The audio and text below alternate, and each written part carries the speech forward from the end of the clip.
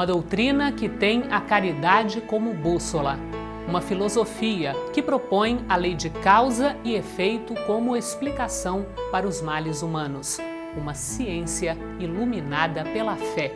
Estamos falando do Espiritismo.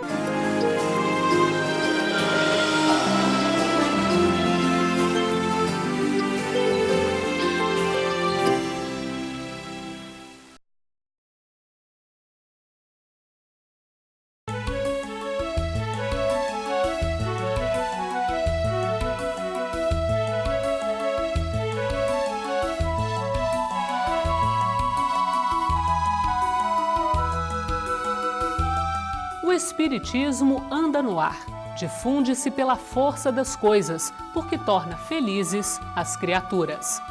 Esta frase de Allan Kardec no Livro dos Médiuns define com perfeição a doutrina espírita.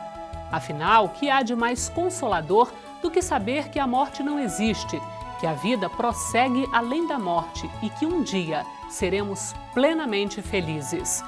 O Espiritismo surgiu no dia 18 de abril de 1857, quando foi lançado o Livro dos Espíritos.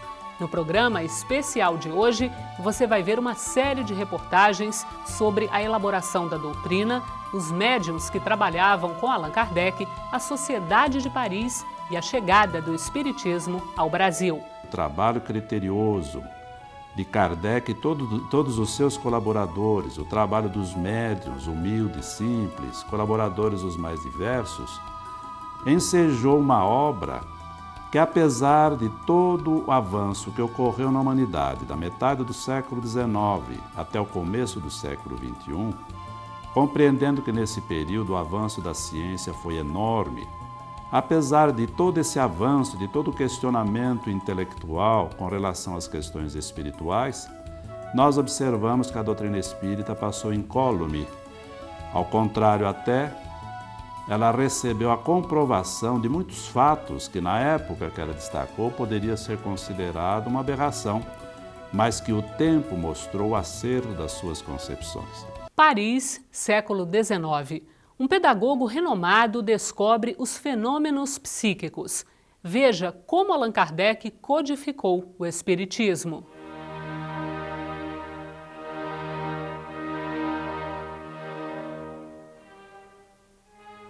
No século XIX, em Paris, um estranho fenômeno despertou o interesse do professor Hippolyte Léon Denisard Rivail.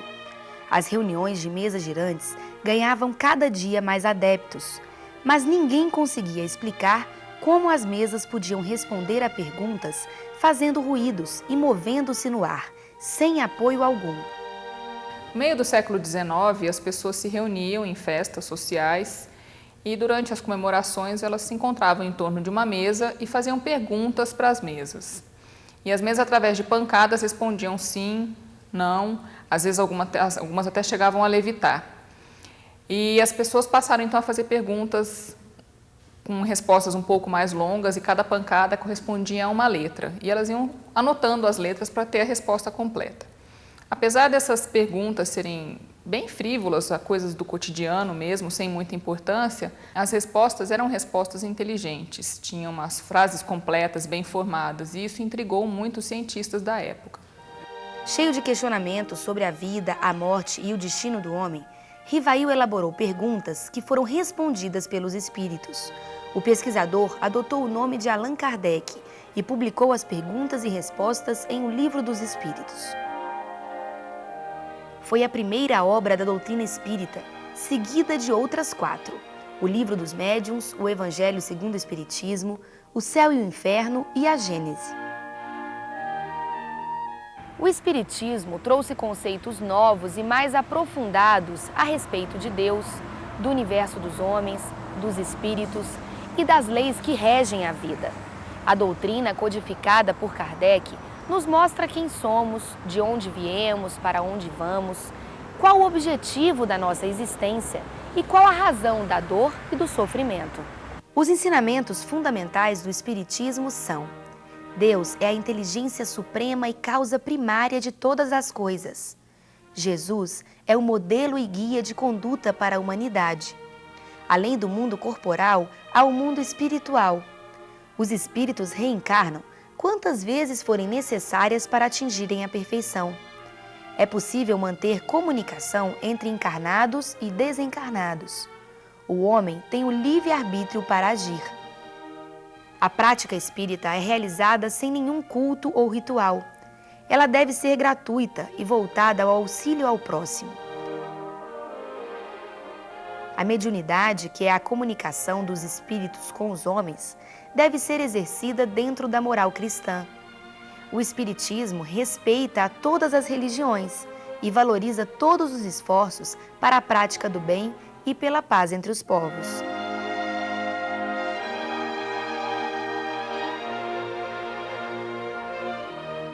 A mediunidade foi o veículo pelo qual Allan Kardec pôde pesquisar os fenômenos espirituais.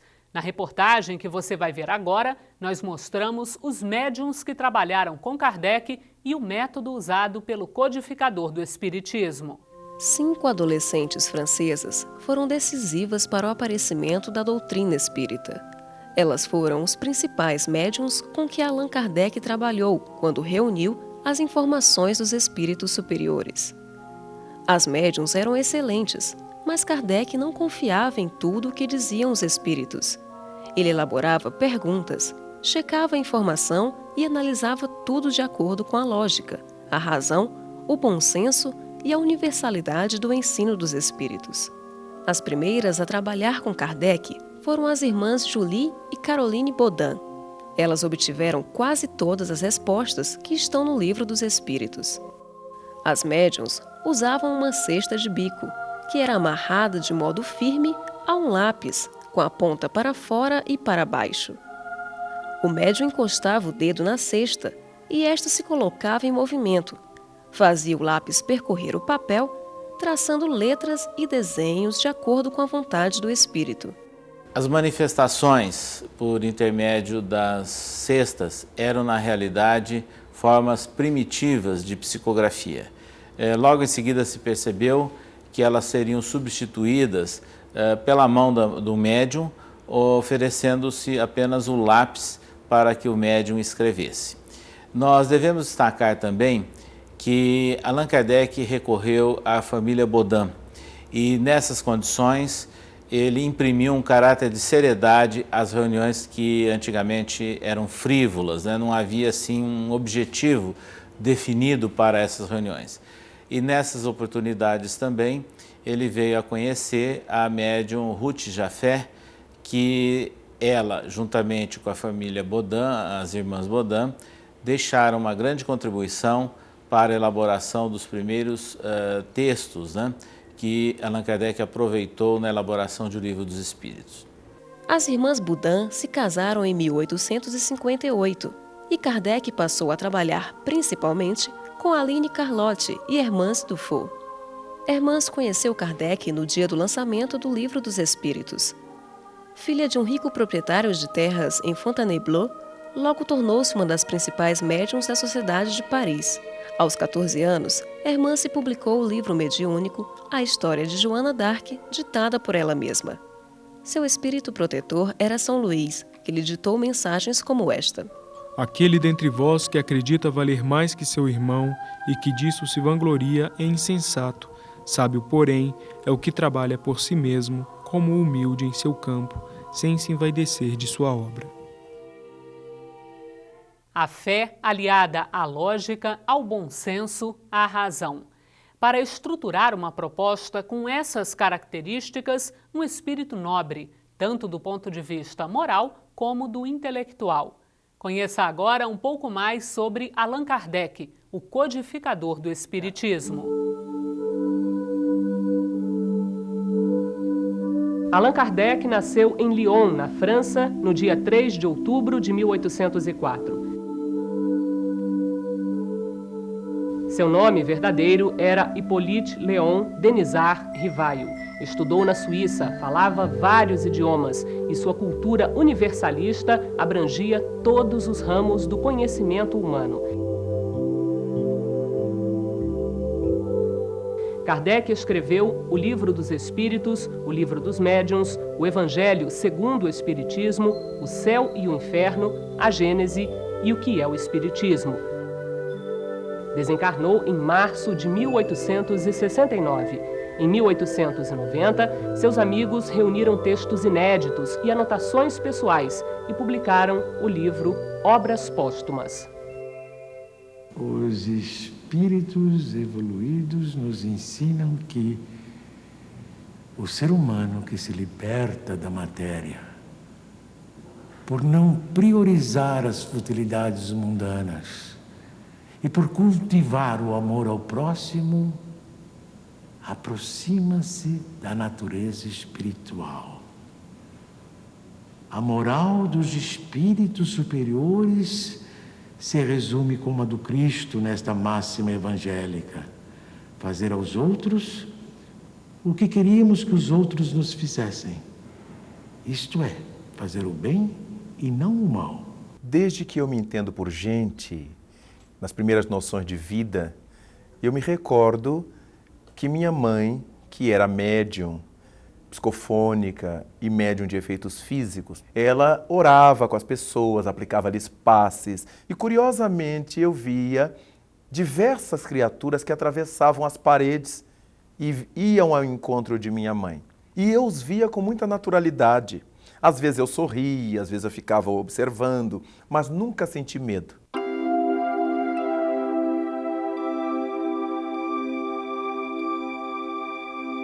Eu estava pregando em São José do Rio Preto e falei sobre a fraternidade. E fiquei pensando qual era o vulto que eu ia usar. E vi diante de mim, como se fosse numa velha fotografia, um quadro oval, e nesse quadro havia a expressão de Eurípides Barçanufo. Comecei a lembrar-me dele, evocando um romance do Espírito Emmanuel. O romance se chama Ave Cristo. E Eurípides aparece ali, segundo as falas de Chico Xavier, como o escravo Rufus, o escravo cristão, que por não negar a sua fé cristã, foi assassinado por ordens do seu senhor, amarrado às patas de corcéis bravios, e quando os corcéis correram, rasgaram-lhe o corpo. E comecei a pensar naquelas cenas, e fui narrando a saga do escravo Rufus. E durante a minha narrativa, eu fui me dando conta de que eu falava coisas que não tinha lido no romance, mas estavam muito bem concatenadas. E eu fui falando, estava bonito. Mas dentro de mim eu dizia, mas eu nunca li isso no romance. Isso não está posto no romance de Emmanuel. E a palestra terminou. Alguém me veio dizer depois que enquanto eu falava, estava vendo Eurípides Barçanufo, que me inspirava naquele final. E dias depois, Divaldo estava chegando de uma viagem sua à Europa e eu fui encontrar-me com ele em Belo Horizonte. E ele me disse, no dia tal do mês passado, eu me encontrava em Lyon, realizando palestra. E na hora em que correspondia ao fuso horário daqui, mais ou menos pelas 22 horas, eu recebi a visita do espírito Eurípides Barçanufo,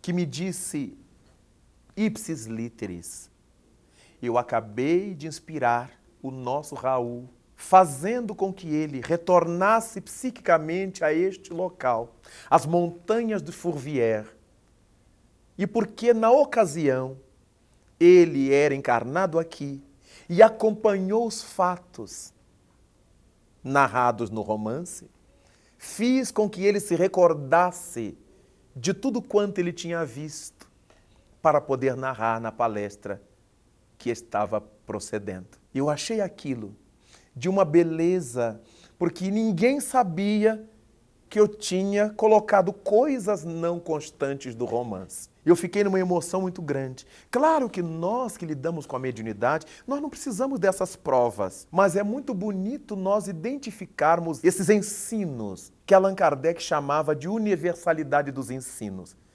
Eu faço um registro aqui, e o Divaldo na França faz outro registro, e quando nos encontramos ele confirma aquilo que eu tinha registrado, sem saber propriamente de que se tratava.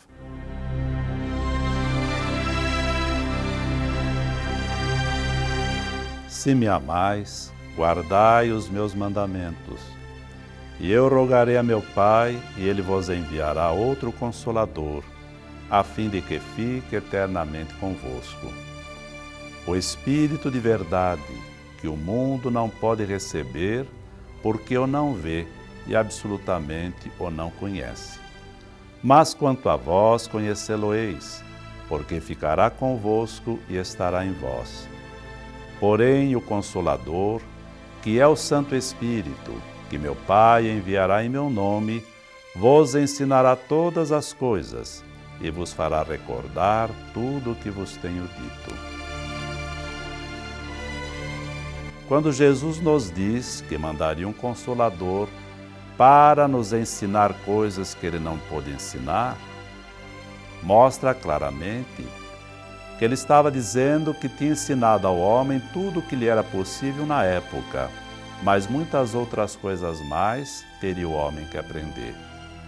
Da mesma forma, quando ele diz que é necessário trazer o Consolador para relembrar o que ele havia dito, ele já previa que o homem ou esqueceria o que ele nos disse, ou desvirtuaria os seus próprios ensinamentos. Nós vemos assim que a doutrina espírita traz na essência aquilo que Jesus procurou prometer através do próprio Consolador. Mostra-nos também que temos inúmeras reencarnações, que já existíamos antes de nascer e vamos continuar a existir depois da morte física. Só esta informação traz uma consolação muito grande para todos nós, pois nos mostra que os sofrimentos que temos aqui na Terra podem perfeitamente ser justificados por erros que cometemos do passado, por falhas decorrentes do nosso desconhecimento, mas, por outro lado, nos mostra também que estamos sempre num processo de aprimoramento. Se erramos, se falhamos, podemos consertar, podemos aprimorar e devemos prosseguir. Mesmo porque, amparando isso tudo, existe uma lei que emana de Deus também, que é a lei do progresso, que nos impulsiona constantemente para o aprimoramento, tanto moral como no campo da intelectualidade, permitindo que através da conquista de novos conhecimentos e permitindo também que através do desenvolvimento de novas virtudes, nós construamos uma felicidade que será assentada nas leis de Deus. Assim, a doutrina espírita contribui para que todos nós possamos realmente progredir, melhorar, de forma serena e segura, construindo a felicidade futura pelo esforço da prática da lei de Deus, da lei do bem, da lei do amor.